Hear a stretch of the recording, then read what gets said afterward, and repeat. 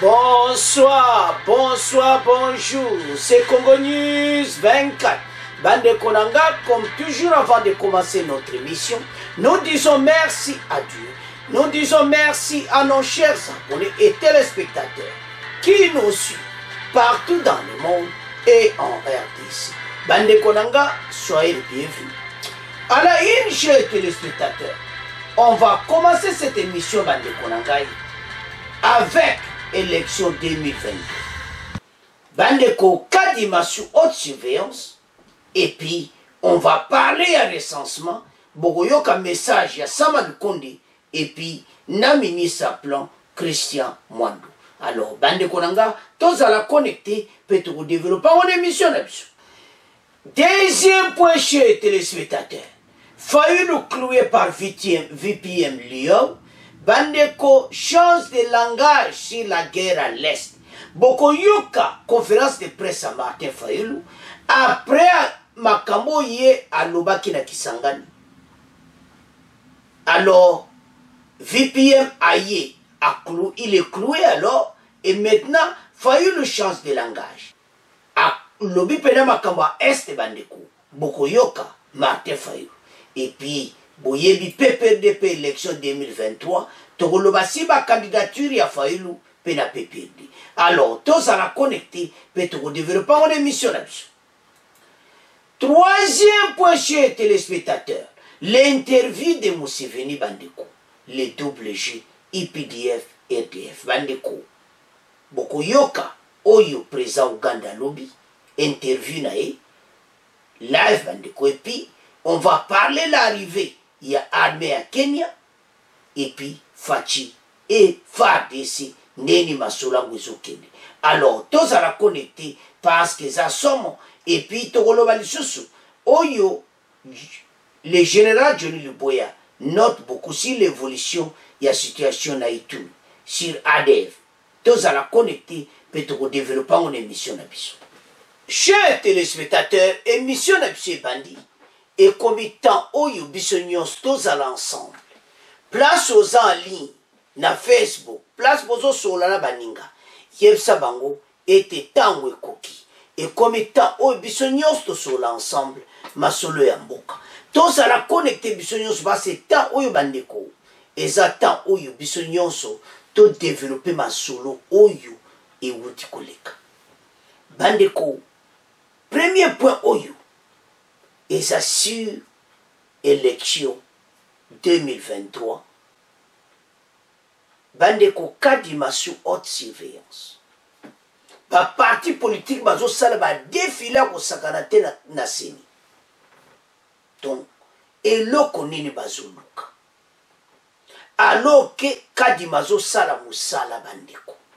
Azo bon élection pour na mboka, mais problème nini batu baza agité. Alors, bah défilé à Osaka, na moté baso kende, kuna na seni et tout ça. Alors, sous haute surveillance. Et puis tokoloba pour na recensement. Alors, et l'on dit toloba na point oyo. Toyo saba congolais nyonso. Oyo bazo la l'émission est élection kozala. Et belé bazo comprendre des citations tozanango. Be mission ya ba élection to sala ngo mingi pas tozana dossier monene ya est. Ya to moi le to me ko clarifier ango et puis te expliquer ba congolais o ezo le ka pour le moment. Seni bazo sala musana bango. Mais ba parti politique et belé zo kendaka ba défiler kuna kosakana. Ne Michel le Vito Landaki, Oyo, PPRD Balubaki. Écoute l'élection, Fouezala. Bazo mona le kolaki. Et le quoi, tu bazo le belangote. Mais élection, Kozala. Tout le monde, tout le clarifier, ma Congolais n'a point. Awa, tu peux diviser en deux. Après, tu peux le voir pour la recensement. Sama le konde aye pa ba Congolais le recensement et kozala. Tozala qui me passe que ba kosala ngone même moment. toko expliquer ngo clair bandeko po ebele bazo comprendre ti bazo mo lokola recensement ezo freiner élection ba idée toza nango ezate oyo gouvernement aza nango gouvernement aza na nzela propre bandeko avec la technologie bandeko informaticien bayebi oyo nazoloba eko se passe kaka na temps moko mokusi biso tokanisa so ba 2 ans ba 1 année même 6 mois recensement si bakozala na ba portable ordinateur pe na ba phone mobile ba smartphone bakosala ngo très rapide seulement de maison en maison bazwi ba détail et puis masololiki alors tomeka kosola sikoyo mpona recensement eloko nini batu baza kobanga batika kobanga masolo oyo ekoleka nango très bien congolais awumeli plusieurs années aza na carte d'identité mais comme d'habitude avant mais to progresser na point oyo tozoyesa bacongolais ke makambo ya mibale ekende de pair élection 2023 enrôlement ezoba en octobre et puis recensement pays ezobanda kala te alors totanga ensemble bongo to avancer l'émission na biso alors soki totali awa bandeko ndenge tozomona wana todivisango mpena très bien po bandeko bameya kolanda émission bacomprendre ce qui se passe au juste élection 2023 4 dimensions haute surveillance et puis recensement. Les partis politiques défilent depuis le début de cette semaine dans les sièges de la commission électorale indépendante pour évaluer le processus électoral en RDC. Si Denis Kadima, le président de la CENI, a souligné la nécessité d'un consensus des acteurs et parties prenantes aux élections qui se pointent à l'horizon de 2023, les PALU, les regroupements politiques, Alliance démocratique et Renouveau, Progrès ADRP, la Ligue des électeurs de Paul Nzapou, Union nationale des nationalistes, la dynamisme progressive révolutionnaire d'IPRO ont répondu présents à l'invitation de la centrale électorale pour préparer les cadres de concertation avec les partis politiques. Les délégations de ces partis politiques n'ont pu identifier les domaines qui nécessitent une intervention en perspective des élections 2023. Comme quoi, les tergiversations des politiciens sur la tenue du dialogue politique national n'auraient aucun effet suspensif sur les délais constitutionnels contraignants liés notamment à l'organisation des élections générales en 2023. Le 12 juillet dernier, les partis lumumbistes, conduits par Maître Célestin Ngoma, secrétaire permanent, porte-parole du parti, et le regroupement ARDP, avec sa tête son secrétaire exécutif, le Trésor Kapuku, avait échangé avec Didi Manar, deuxième vice-président de la CENI, dans l'optique des cadres de concertation qui se tiendra le samedi 16 juillet, donc le 16 juillet, au regard de l'ensemble du processus électoral. C'est là à la promulgation de la loi électorale. Bandeko wana ezali pona élection 2023. C'est-à-dire, ba parti politique bazo sala défilé kuna. Baza MP, bazo baye ba qu'est-ce qui va se passer. Donc so tala bien.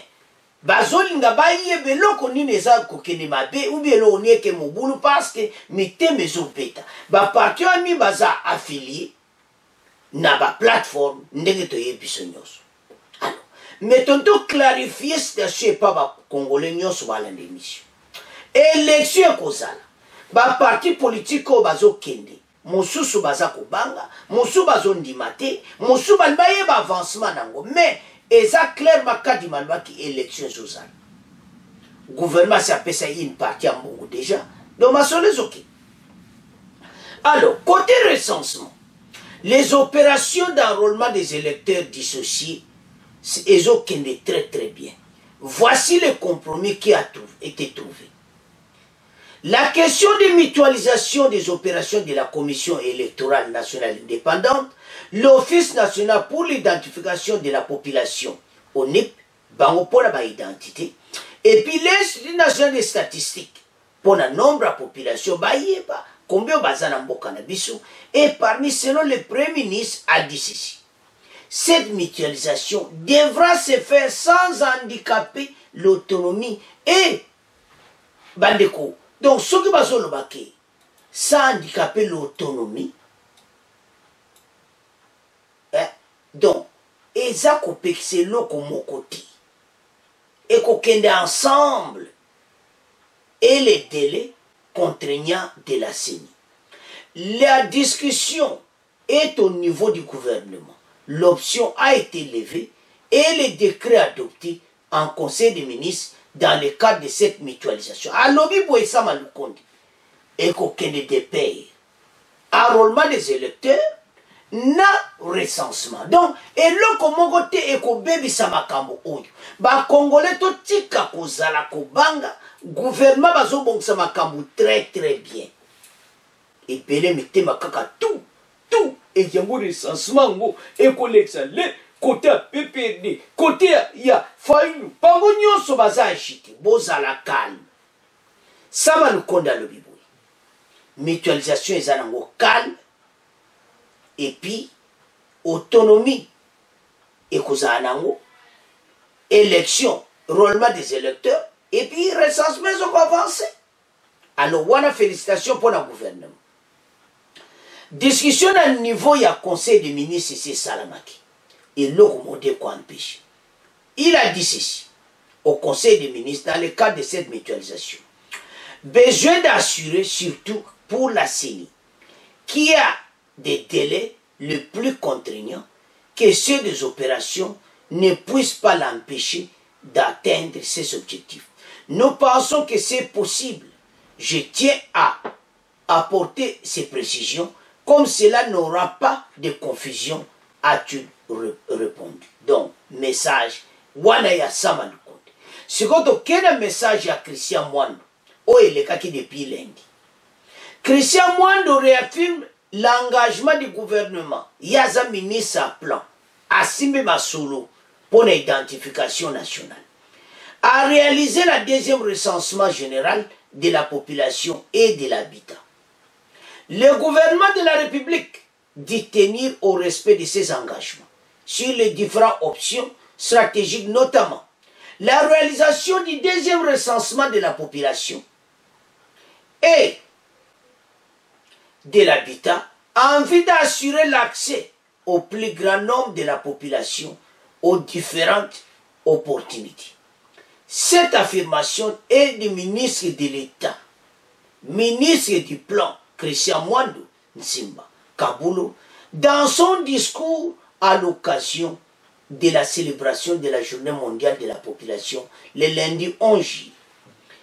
Na lundi wana ya lobi, tala, engagement ya gouvernement est clair et recensement ezozala. Ba Congolais tozala calme, makamunyo se kozala.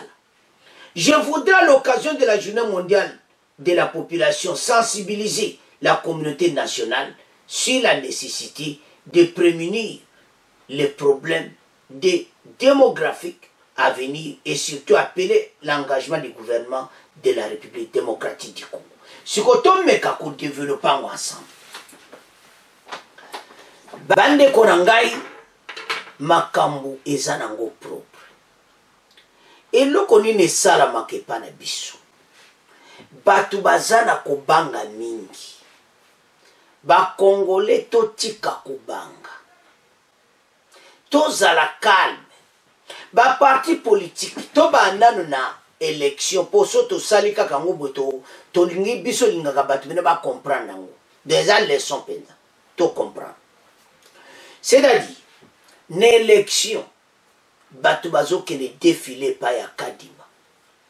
baza mitema eza kobanga bayeba eloko nini ezosala mobulu kuna kadima mpe azorecevoir bango bamosusu bakutana Didi Manara oyo aza deuxième vice-président ya commission électorale indépendante sini baexplike baparti politique wana ke élection ekozala bozala à l'aise me bango balobi boye ke toyaki wana eza po toclarifie toyeba soki eloko nini eza kozala me so otali bien eloko moko te ezangi makambo ezokende très bien me eloko nini ezosala na baparti politique comme tozala toujours na besoin ya baposte baparti mitema ezobeta tout parce que bayoki sango ekosalama na même moment enrôlement des électeurs na recensement bozobanga nini makambo wana tout ekozala informatisé ezala très propre tomona makambo nani tomona te na mboka na biso yango totika na biso kobanga parce makambo ekei nango très propre oyo nyonso bahésitation eza mpona nini parce bamoni te recensement kozala élection kozala bato baza mal à l'aise tozala mal à l'aise te avec la technologie avec ba smartphone ba portable ordinateur bakosala mosala très bien et puis gouvernement lobi bo esama lukonda lobi nde totangi wana enlever des jeux équivoques na niveau conseil des ministres badiscutaki yango ete nyonso mibale kosalama na même moment eza ya koyinda esi eyindi bato mitema tout non bozala à l'aise alors recensement kozala likamoko ya histoire après plusieurs années plus de 30 ans la RDC ati kozala na recensement te banda 1984 oyo Mobutu asalela biso recensement bandeko recensement eza très important na mboka parce que les pays ekodéveloppe te soki tozoyeba nombre d'habitants te le nombre d'habitants eza imaginaire congolais na mboka na ye toyebi na biso na congolais ayebi te toza combien on imagine parce que la population a 70% de jeunesse, parce que c'est ce qu'on voit. Tout le monde a des chiffres. Et ça, c'est déjà très important. Et là, on dit que les politiciens sont mingi. Na recensement. Mais parce que c'est secret. Donc, comme ce qu'on a pour identification nationale. Et quand ça la partie, il faut pas comment origine na you. Vous savez, c'est ce belé baza acheté na recensement. Mais bozo banga pona ni. Na carte d'identité soki oza voisin au Rwandais. On ne bako koma oza immigré rwandais, mais oza nationalité congolaise mabe wapi. Pandeko identification koza nango sans problème. Au moment ba carte même la fonction publique, ministre de fonction publique, ça va carte biométrique, n'a pas fonctionnaire. Bon, on a recensement les problèmes autosanango, et ça qui est belé, ça peut qu'on banga recensement, tous à la claire. À l'unité, ba origine naï. Yango bateau surtout bon aucun recensement na sud Kivu, na nord Kivu, bosala mosala kitoko. Boy, ça le bionga la zapte, ba ke o laksano ata koko na ye. Oh, ko ba ke ba mon ata village na ye. Po akosati, azane clair, boza la clair et pas na bango. Eza nango mabeti. Immigration eza partout na monde. Toyamba ki ba réfugié belé, l'est a aidé ses appelés à craquer. Baza même na Kinshasa, partout.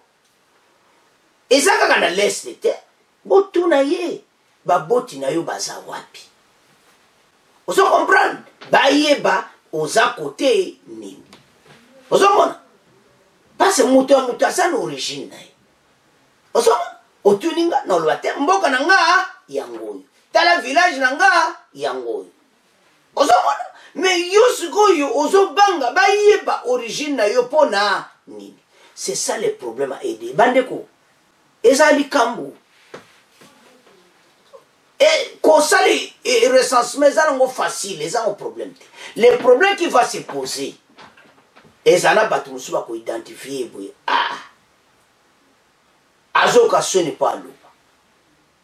Et ça les autorités politiques, et ça la joie micro na lobaka, et ça la tia loba origine naïe. Recensement et salam. Carte d'identité va comment? Moutako bengano na aider ça zati. Président de la République à Lobaki était aux Alamboka, au sud de la nationalité na yo, ba ben au Congolais, et ça ba yé bande origine na yo. Wanande mokolango monte kopela. Parce que Pelé origine na bango eza mobulu. Et ça la ministre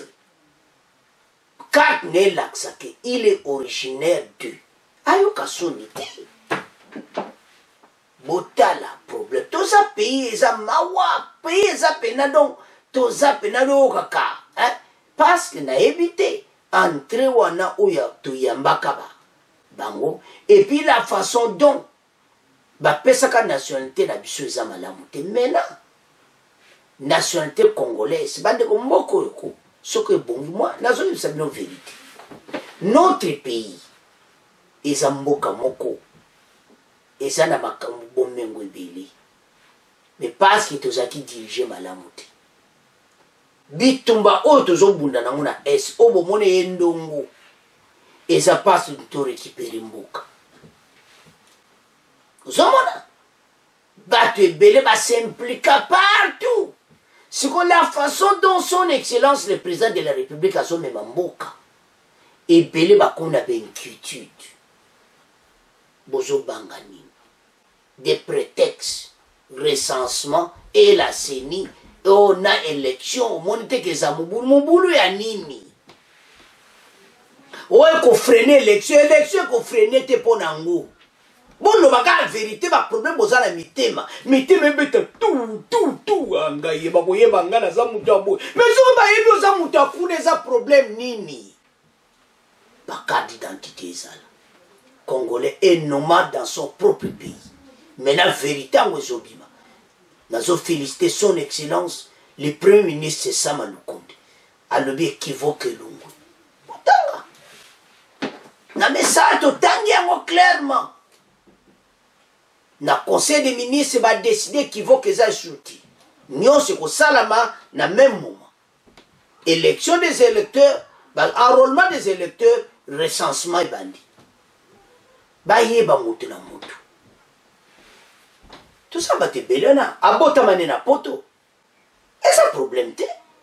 Mais à ça congolais, à ça na RDC. Mais ba yeba mutu na mutu très bien. Vous savez mais belé et ils ont crié bandeko problème recensement continue makambo élection donc et balinga ba crier moi embouteillage moi yangwana ça va le condamner bozala lesco c'était déjà clarifié tanga yango bien bisoto yaka na information pour tangi au comprendre et mon monsieur Sili fungula tanga makambo ça va le condamner lobby abi équivoque et ça le soutien. Autonomie et une élection, la CENI a continué enrôlement des électeurs et puis au NIP na batu oya ya statistique bango bazo continuer na makambo ya enrôlement bandeko na ya recensement bango pe bazako ça donc nyonso zoke de paix yango wana batika kozala agité nyonso ko sala na même moment yango ne Masolo parce que Congolais, il était nomade dans son propre pays. Mais qu'on a sous-bongoté. Makamou faut échanger. Congolais n'a carte d'identité. Mon colango, bah jeune Congolais, beaucoup ça la fête. Bah carte d'électeur, bah pesa kabino na 2018 bois quand on a poubelle. Oh, ils ont biométrique. Donc, bah carte d'électeur, moi quand on s'arrête très probable. Comment vous ça l'élection ça qui te est nombre de population. Tout ça c'est une question. Attention, on a l'élection pour la poste. Non. somona alors bandeko na ngai tolandi biso so makambo ya élection 2023 bele baoke badefile na seni kosala nini botika seni azosala mosala na ye epuis toyoki Sama Lukonde toyoki ministre plan Christian mpe aexplike yango nyonso très très bien. Alors bandeko na ngai c'est à ce point tokomo clôturer premier point ya élection na recensement tokomo ke na deuxième point et pas wapi motepeli eza ya koyinda esi eyindi na émission bandeko na ngai tokomi na deuxième point na biso. Martin Fayulu a changé langage après qu'il a été cloué par le vice-premier ministre et ministre à fonction publique à Kisangani.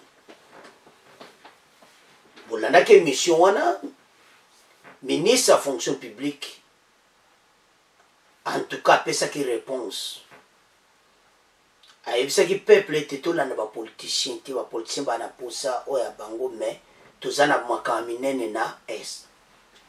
Et maintenant lelo bokoyoka ce qui s'était passé hier makambo Martin Fayulu bokoyoka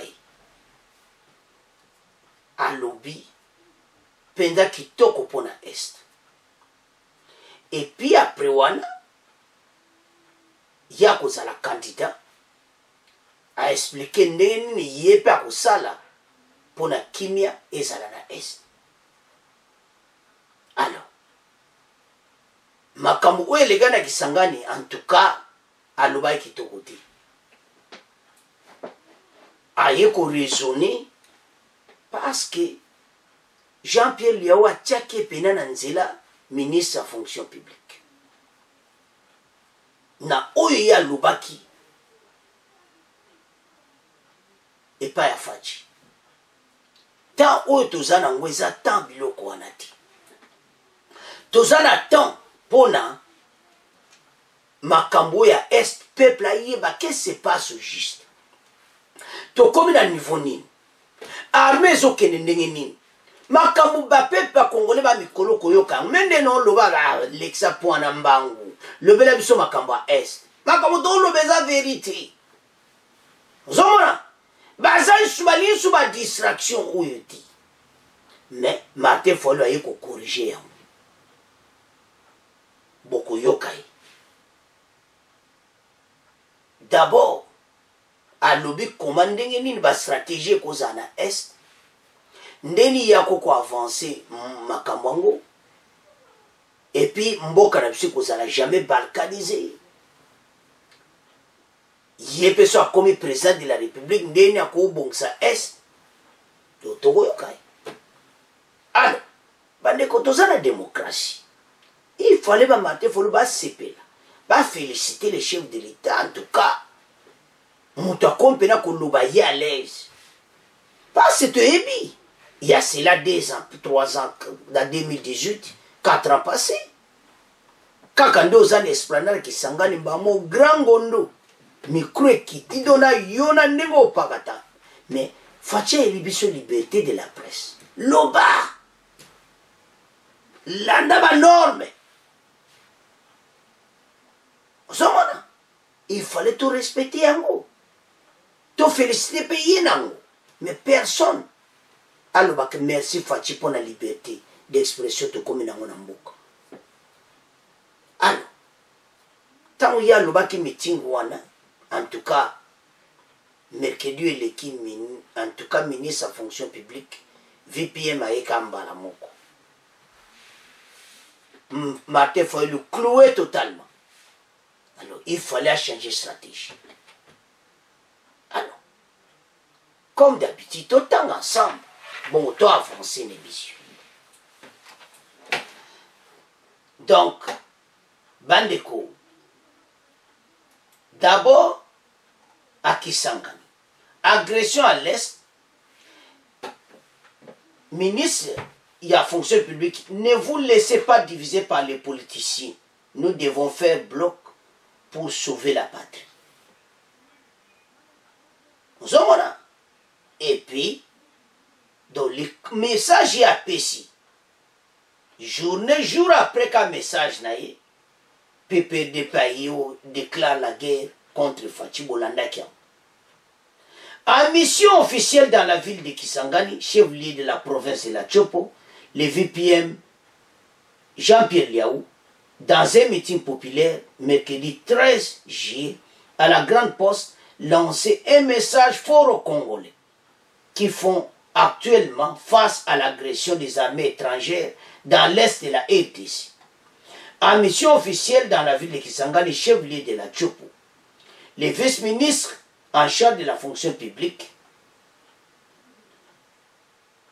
dans un meeting populaire, Bandeko a lobby pena clairement. Donc, message ne penza, o yokaka et yokani. A lobby o eza sous tenti, batuba discuter. Eza sous tenti, batuba bomana. Bandeko, message pende yokanaki. Ozomona. A lobby que, dans son discours, a lobby que le VPN de la fonction a dénoncé la posture anti-patriotique de certains politiciens congolais qui ne jurent que sur la tenue des élections au lieu de s'unir dans la bataille pour l'intégrité du pays. Car a-t-il estimé l'unité n'est pas une option, mais est un impératif. Donc, extrait wana, bandeko bele va se souvenir, toloba kiango na émission passée. Alors, et là qu'on y salami awa, et là que salami ezak, bandeko, Fayulu Mayele Sili. Tango ayoki bongo, parce que VPM a été clair. Avec certains politiciens, je m'excuse, qui ne jurent que sur des élections. Mais bazomana ke mboke za na problème. Alors, Martin Fayulu Sukwarié a sali conférence de presse naïe. Mais il a commencé dans la candidature naïe. Donc, ba message naïe, Oayaki Nango, il a dit ceci. Toqué sur le côté droite. Tout temps ensemble. Tango et yindeli, tango moni pena ke makambo alobana kisanga neza mobulu. Alors yé pas eko changer langage. Mais avant to yoka, ndenge a changé langage, il a dit d'abord ceci. Martin Fayulu sera bel et bien candidat à la présidentielle de 2023. C'est l'une des conclusions du congrès de son parti tenu à Kisangani. Ce congrès recommande au Bureau national de l'ECID de mettre en place une commission encore pour développer les politiques publiques sectorielles à partir du manifeste de Kisangani.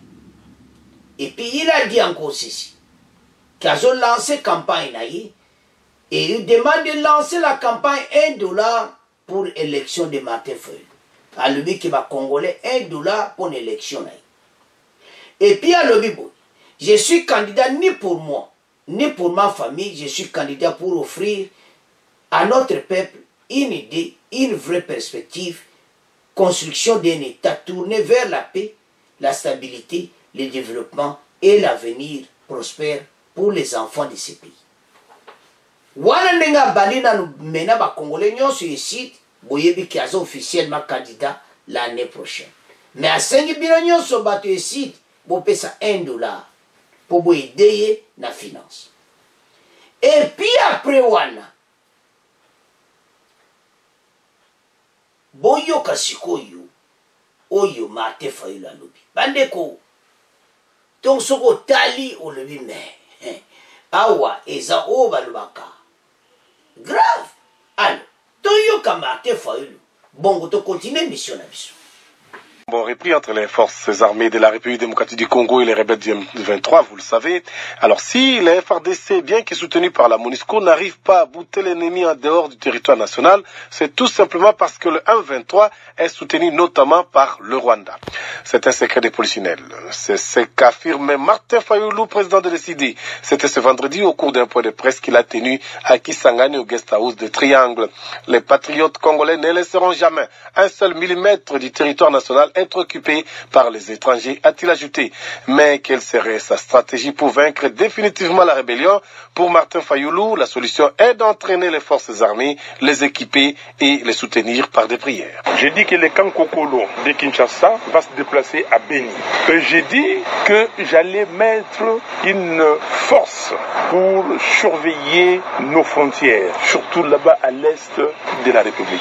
Nous allons avoir une armée bien entraînée, formée, équipée. Et dans un premier temps, avant qu'on attende tout cela, nous pouvons nous adresser aux pays amis, les partenaires, avec des accords bilatéraux, mais pas ceux-là qui veulent déstabiliser notre pays. La solution est là. La première solution, c'est la volonté politique, avec le patriotisme des Congolais. Utilisant l'article 63 de la Constitution, qui nous donne l'obligation, le devoir sacré de défendre l'intégrité territoriale de notre pays, nous y arriverons. Aucun Congolais ne veut voir ce pays être balkanisé, être divisé. C'est un devoir pour nous de faire en sorte que ce pays tienne. Le pays de Lumumba, le pays de Kimbangu, le pays de Kasavubu, nous n'avons pas le luxe de céder un centimètre, un millimètre carré du territoire congolais. Signalons que Martin Fayoulou a aussi abordé d'autres questions de portée nationale au cours de ses face-à-face avec la presse locale. Donc, alobi bien que mboka na biso tokolinga te ba balkaniser yango yeso akomi président de la République frontière wana nyonso akubongisa et tout ça o baloba ke si yindi quand Martin Fayoulou sera président de la République quand Kokolo ezolongwa ezokende na Nord Kivu awo eza somo bandeko alors Martin Fayoulou ne bozomona wana bandeko amonaki lelo fa lobaka makamba est donc quand Kokolo longo et puis atianela ko ba frontière wana nyonso et puis avant yi PPRD il y a PPRD une élection donc so tali bien avant ma passe moi tout bolandi wana kaka makamba est mais avant wana alobaki pour la candidature na ye na 2023 PPRD pas ele sous candidature na 2023 donc bango 2023 nde sa priorité mais changement de langage ne toloba mo mususu wana eza maloba beti eloko eza importe ezaki bato balobaka mingi mpo na est wana eza bastratégie ne so akomi président de la République nde nini akobongisa bongo mpona lelo alobi nini yango nde question oyo tokodébattre parce que to tolandi wana kaka soki akomi président de la République PPRD mpe kuna babandi koatake Faci 2023 élection soko eza te badéclare guerre donc soko ozotala makambo oyo eza mawa donc bango baza na baposition noka ya 2023 donc so landi bena baloba neomonaka eza mingi 2023 kaka nde masolo ya bien kozala mais mpona sikoyo bango makambo kaka donc wana oyo alobi tomeka sikoyo kodevelope yango ensemble bandeko soki ozotala mboka na biso epe ewuti bato oyo il fallait baluka tozala ensemble tobongisa mboka mais moto na moto aza na dossier na ye me PPRD nde bomoni bango wana tozoya tokoloba mpe ya bango mais todevelope nanu message ya Martin Fayoulou ensemble bandeko les stratégies de Martin Fayoulou quand il sera président de la République quand Kokolo ezolongwa ezokoma na est Martin Fayoulou alors ba frontière wana ozomona muta za stratégie na ye mais la question tozoloba biso za na besoin te leri ya okoma président de la République tozala besoin Fayoulou makambo lelo yozo promettre pona baélection lobande pona sikoyo olobi nini makambo seza nango bien bandeko azaki atake na nde ya mokete na kisangani alors VPN penal lobela qui keza makamu kaka makamu en tout cas tous à la un seul corps mais ya yi a lobi que yé azo loba soko a commis président de la République mais na yete so campagne ici bandi malobo ya lobi za maloba campagne donc ce que tu comprendre bien c'est de guerre ko silati yenda ya ko sil santanga longola kankokolo et comme na est. La stratégie de Nyo s'appelle si soka commis président de la République. Ah! Yango zomona ministre à fonction publique ataka qui est na kisangana za raison. Eza surtanti mutra mutu bande ko makambo yo yaka solola na fachi. Tabape bele basala na bango. Toboite mutoli nga muninga échoué.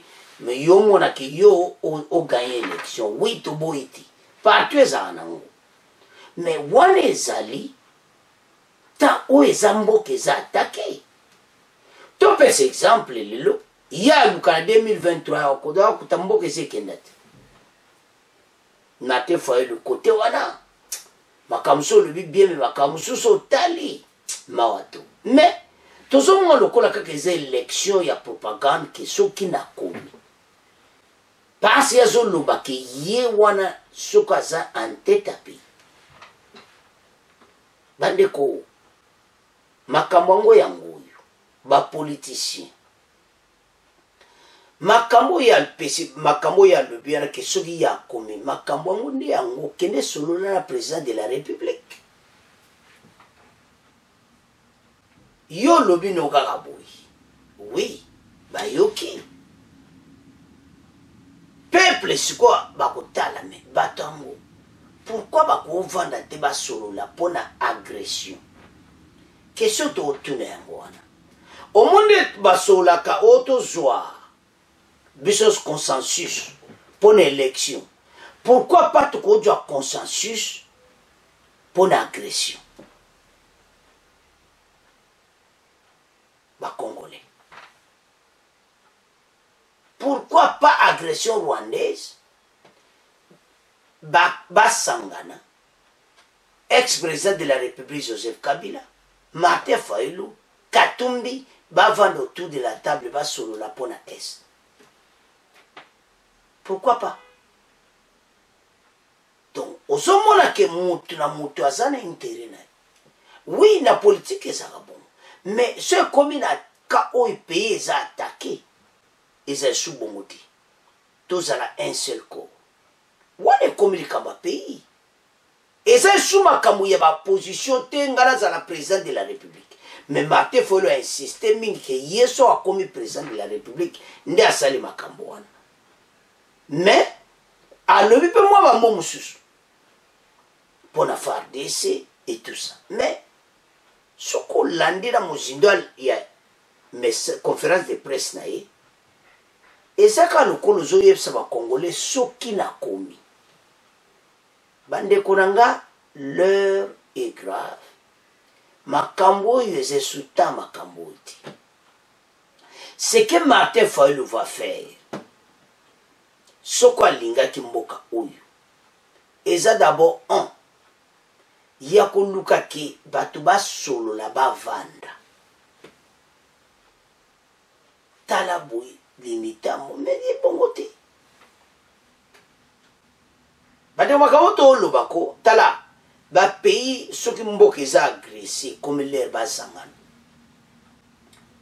mais leur élection makamo ya le biso ezaki année prochaine ça va na 2023 mais message na biso tozo pesa et pas peuple ndenge ministre ya fonction publique à lobaki qui ose sous tenter à la division.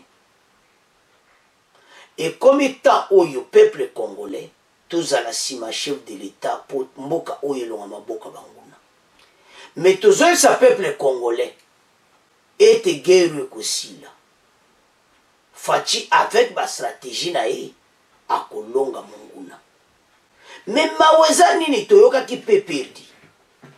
Peut perdre le but que pona bango élection ou sur les déclaration de la guerre contre Fachi. bango batambusa mboka pendant 20 ans basalaki eloko nini makambo wana ese basekret mpe kobima tozomona babone bazokoma na se mingi bakomaka na bamessage totangi bamessage ke bato baza na EDC mosusu bazoboma mboka oyo mpo na bango guerre à l'est kaka pays ezwa problème comme ça bamona ke Faci a échoué. Ce n'est pas la personne de Tshisekedi eza nde mboka les intérêts à pays bozosala erreur bozosatake na Faci bozosala erreur atozonga sikoyo na maloba PPRD alobaki est-ce que 20 ans au pouvoir pourquoi babongisaki armée te tala armée mawatro behélicoptère Mobutu ateka ekenda wapi botiela biso behélicoptère wana oyo Mobutu atika ekenda wapi eza te nani ateka yango biloko ebele lelo pays armement ya sika ebimi il fallait tosomba baarme ya sika bato il faut bazala bomoko eza te ke Martin Fayulu azalaka so akomi président de la République dans le makambo ya bien oyo eza nango mpona propagande élection tokocomprendre toza mpe na place na ye aza besoin mpe abima président de la République ye mpe alinga ye ede Faci te kote wa toza mpe na place na ye moto awela intere na ye bongo ya peuple eza wapi yango tozoloba ke RD oyo mboka na biso la République démocratique du Congo eza sur place te oyo bato fo baza bomoko mpo towela intere ya mboka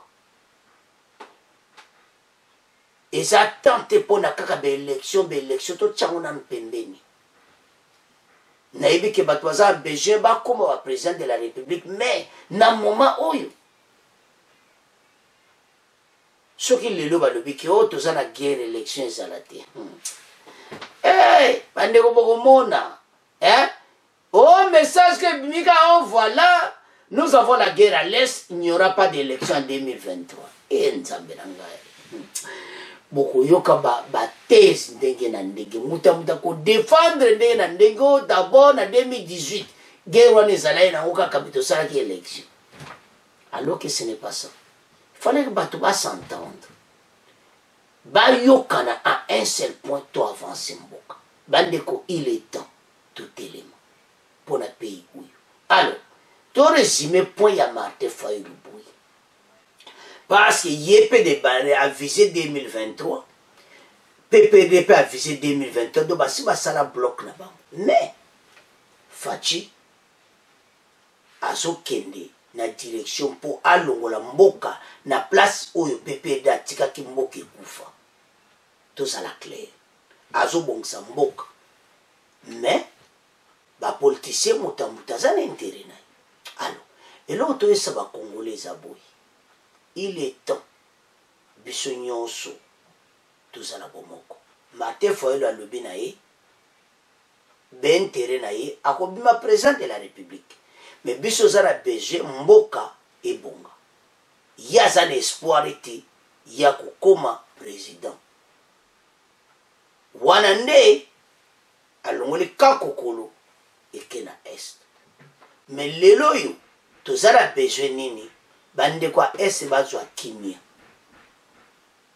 makambo nyonso tozowela élection ezala pembeni bandeko ce pays ekokende musika parce que nous avons tout parce que nous avons ba dirigeant liboso akala malamu te makambo ebele ezaki bien te yango bomoni tozaboyi soki bakambi penda baleka bazaki penda na posa mboka oyo mbele des années tozala boyi te alors bandeko nanga c'est à ce point tokomo clôturer deuxième point tokomo kende na troisième point.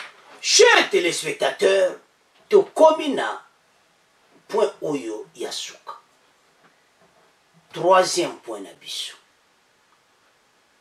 bandeko point oyo eza somo parce que makambo bokoyoka awa bandeko toyebi ete ebele mpe kosala biso mpe pasi me tokoluka toyoka ngo mpenza bien toanalyse interview ya président ya Uganda si oyo ezoleka na este boye na émission parce toyebisaki bino me lelo bokoyoka ye moko azoloba selon le président ougandais alobi d'abord asepeli nde Faci aza kotia ye mpe na kati ya masolo na mayele Faci bazokɔta na bapiège me bazoyeba te Faci azosala mosala na epena bien mpo na bato oyo bazala na kati ye alobi boye ke situation à est cesser le feu ezala azofélicité Faci na ndenge azokenda makambo oyo bandeko bokoyoka ye président na biso aza mayele eza makambo moko tobandaka brutal mbala moko te me azokenda ngo malembe oyo azozwa mpe bakritike mingi ke président aza trop lent na makambo oyo efale kaka guerre mbala moko guerre bakendaka bongo te sikoyo président Uganda alobi to cesser le fait d'abord et puis mutu na mutu avanda na place na ye bitumba ezala te ozoyoka plato olobaki badouble G eza wana bitumba ezala nanu te cesser le fait M23 azala nanu na place azali na Bunagana bakontinue bakopie baresource si je comprends bien alobi armée Kenya baza koya bongo tokoyeba ndenge tokobongisa ngo na terrain kimia ekokota bandeko baza coincé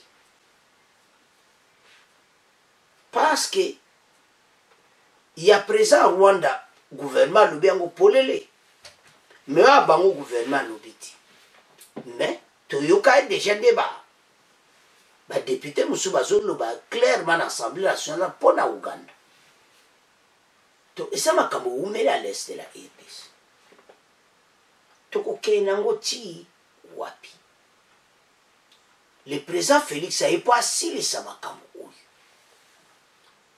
président Uganda alobi makambo mibale yao toloba double G kote azofélicité Faci kote oyo azopesa ba message moko il faut biso tozwa ya bien ya mabe tolobela yango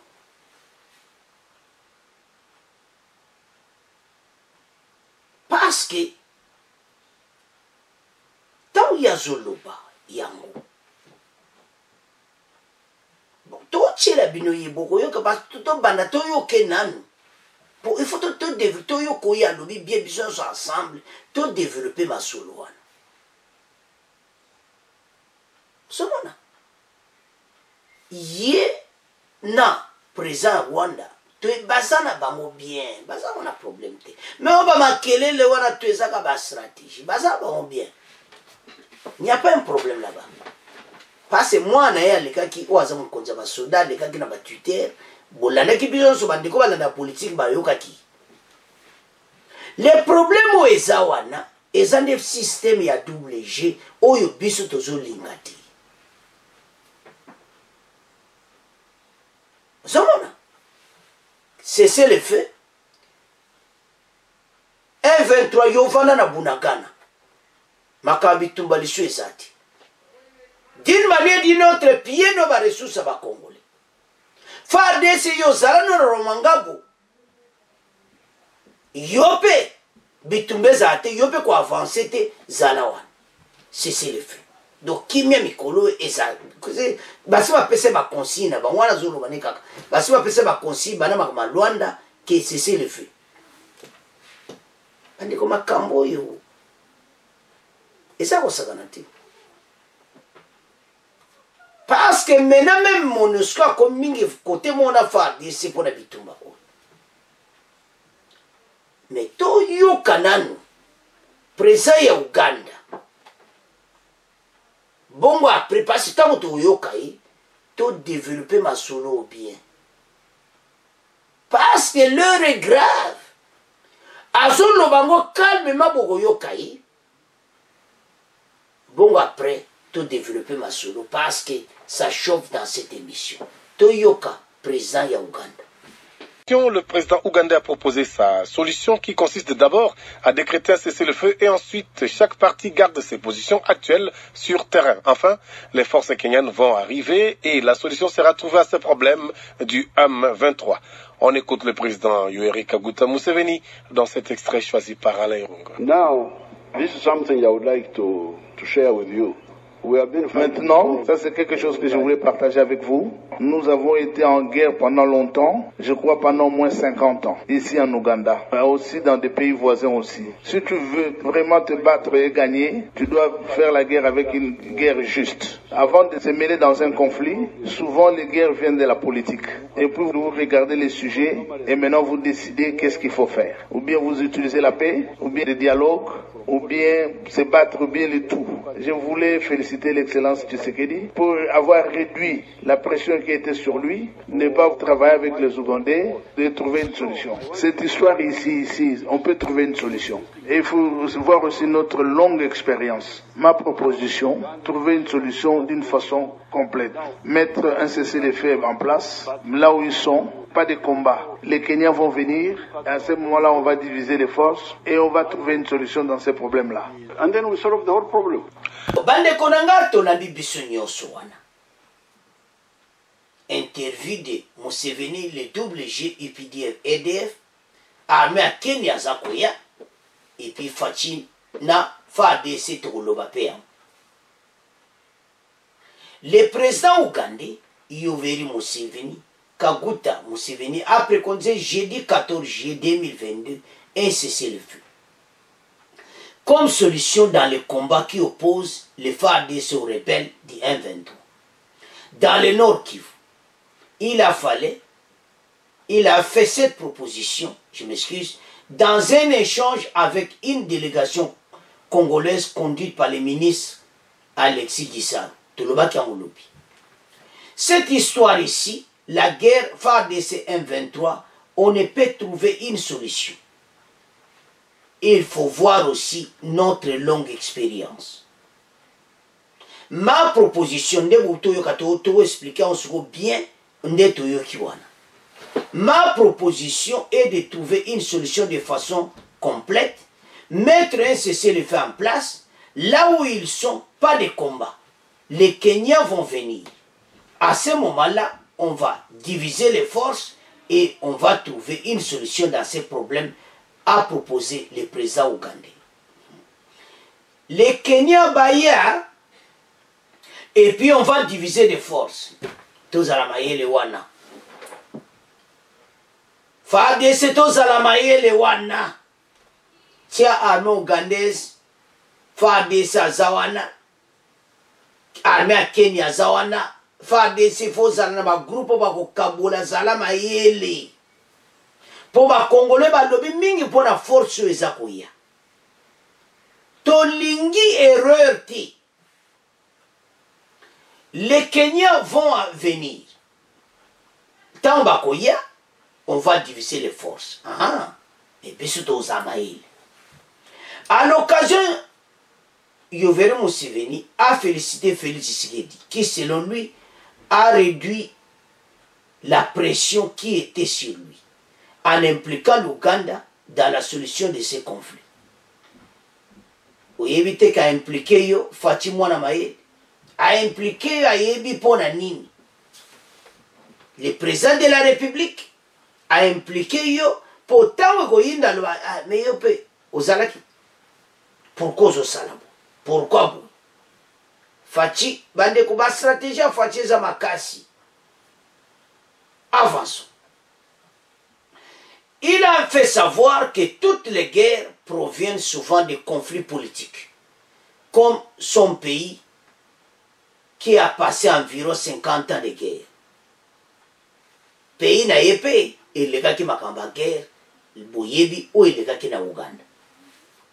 L'objet de notre visite est la crise sécuritaire qui se vit dans notre pays, avec la recrudescence du conflit armé avec les M23. Nous considérons que ce groupe a des soutiens étrangers. Notre présence se justifie par le fait que nous sommes parfaitement conscients que notre influence dans les sous-régions et nous sommes convaincus qu'il est difficile qu'une solution soit trouvée en dehors de vous. Nous sommes là pour échanger avec vous les pistes de solutions avec cette crise, le front, dans le groupement de Kizari, Boueza et Djumbo. Makamwana nyonso, délégation ekineki ba ABC ki ba groupe étranger bazana kati. Wana Gazaru, waza ministre, ya TPP, azalaki na Uganda. Tolobaki on émission lobi. Mais le toloba waza analyse et interview na yi. Avant tout zonga na analyse wa très bien, totanga weza na siwana. Makambu ya ADF. Bango bayaki na EDC pour na ADF, mais ADF na Beni Mawato. Côté oyo makama 123 toki. Mais côté Ituri, Moussa les Osala. Ponani. Le général Johnny Luboya note beaucoup d'évolution de la situation sécuritaire en Ituri. Le gouverneur de l'Ituri dresse un état de lieu de cette province plus d'une année dans les territoires de Tchoukou. Ça fait 2 mois, il y a une accalmie. Ce qui se passe aujourd'hui, c'est un problème de positionnement. C'est ce que j'ai fait et je voudrais bien faire. Détruire ADF, en finir à ces gens-là. C'est-à-dire, Bandeko, côté Ituri Pendako, ADF a zobomali suzuti. Yama kanka tolo ba double J. Uganda siko a yebi kazo travailler na FARDC. Bazo mona ke kuna ba réussir. Oui, ils ont mona ba bazo kufati. Mais pourquoi na Beni ils ont continué? Uganda a un rôle à jouer. Yango Fachi à côté wana azo jouer toujours na sagesse. Que yopi foya koloba, yopo za na kati ya masuru. Yango boyoki na interview wana président Uganda albina sepeli nde asosienga parce que moto akoti na parce que tozo mona pourquoi tolo ba double J bande ona Ituri bolandi président Johnny Luboya nde totangiwa donc kuna moto azokufa sute ya ADF mais pourquoi na Beni ekozala bongo ti double J côté quoi tozo travailler côté yo le quoi toza na besoin kaka to yati na Goma to kanga ba institution a RDC ba institution oyo to imposer Fatima ba général ya M23 Rwanda président kwanza mutu bazana problème Uganda bandeko azape na problème alobi cesse le fait mutavana na kwena yi mais na kwena ye bazo sala nini na moma wana Kenya alobi armée les Kenyans vont arriver to la biso yo c'est l'interview ba Kenya bakuya et on va diviser les forces tango to diviser ba force entre ozala mayele na bino bande komba kambu oyo biso ba congolais to telema to tcheka botanga pour to comprendre la réalité qu'est-ce qui se passe. Au cours de l'interview, c'était le jeudi. L'émission a levé tout le bas qui m'a camboyé. Mais les loto yoki yemoko. Armée à Kenya bazakoya. Et l'eau qu'on est ko salama. Qu'est-ce qui va se passer? Est-ce que double J et qu'on continue? Ou bien ma solo ane kosila. yango tokomi na point sikoyo ya Faci FARDC. Faci abongisa armée très bien. Sombela armée na biso baminduki ata bato bakoya. Biso zana besoin ya pe moko pona libela. Uganda loyi bango basalaki 50 ans bitumba lelo bakoma na kimia. Biso pe tokoma na kimia. Bango kudu 50 ans koleka meme ya biso. Ozomona? Mboka o EDC bande indépendance il faut kimia kota. Alors, Botala. Président Uganda. Alors que bango pe balega ki na ba station. Mais eloko to atire ezaki esa iso mwana eza makambo ezo salama. Parce que na Ituri ADF azoboma lisuté il y a cela 2 mois. Alors Général Johnny Liboya asosa musala kitoko. Yango ba mwana ki na Beni ba changer commandement. Mais commandement salami. Mais à Beni ezane na Ituri. Parce que bango bazoya mission ya ba voisin ezake pa masolo pe salama baya ba botola Goma après ba imposer sur ba général ya M23. M23 ba congolais ba ko pakata mbangu. Ba yebi na le président Félix Tshisekedi. Mais ba ko yeba yi. To koma na suka masolo. Les stratégies de Faci et Kobengana Batu. Alors, tout le monde a développé ma cambonio son interview ensemble. Bandeko, ba Congolo besoin de mission. Les dossiers Oyo, et un dossier Moko Yako Sakanati. Mais biso tokozala wana. FARDC Yemoko en tête. Armée on a baso ya ba Congolais kutu ba OCP na ba on armée wana ti. Toye sa gouvernement ba OCP na ba ngoti. Ba Congolais bazana posa bo pesa nde FARDC bitumba. Mais sur le maloba kitoko ya président ya Uganda. Alobi que c'est le fait batuba bunda ti surti. Mais à l'objet que va vendre à place, mais va vendre ses amboka na bango. Et là, quand on sala kuna biso to yebi, boyoka ki na mission paso to tia ki kene ko landa yango. Non. Et koza suboiti. Nous avons double face, on est fou et longwa. Ba Congolais ba kene na destinée. Mboka oye wuti na bitumba kusaka na nguti. E komi lero gere sila na est. Bande kuma kamwezo ya moto pasi zo sila. Les stratégies à Faci zo sala.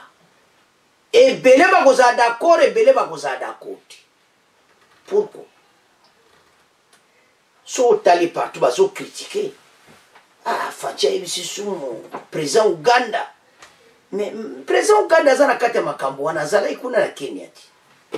Pasi ba force wana eza koya. Maintenant message à président Uganda eza double G. C'est le feu. Bovanda wana. Bavanda wana. Alors bango Uganda basala ki 50 ans. Donc le kabiso. Ba Congolais boyoka. Belelo Uganda baza sona kimi. Mais biso pe photo comme bongo. Mais parce que biso zana ba richesse. Uganda, Rwanda, bazana besoin ba richesse na biso. Bakotika biso kimia, eza facilité. Ndeka tolobaki kode ko ya pamba. 120 sites miniers. Siko kode ko ateka ba minéraux pa banana. Qui est le parrain de Kodiko? Les boya kolanda bokuta kaka.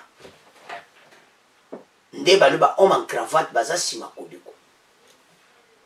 Ba voisin ba kotika biso sérieuté. Ba yebi ke bango be économie na bozo sala na ba business wana na yaba minéraux. Le coltan na ba or na biso ndele le Rwanda bazo se développer économie na ba. bakotika biso tranquille? Non.